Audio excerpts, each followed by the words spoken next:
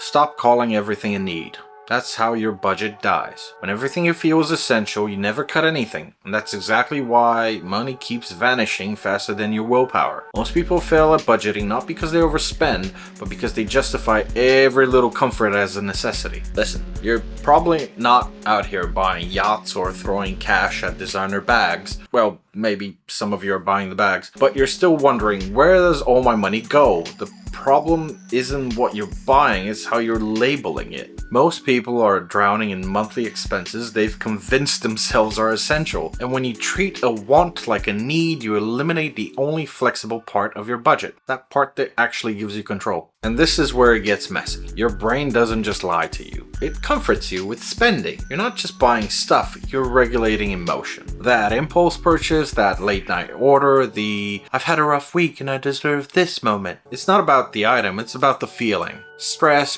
boredom, burnout, and your brain sells it to you as a lie that spending is self-care. But spending hundreds of dollars doesn't fix exhaustion or erase anxiety.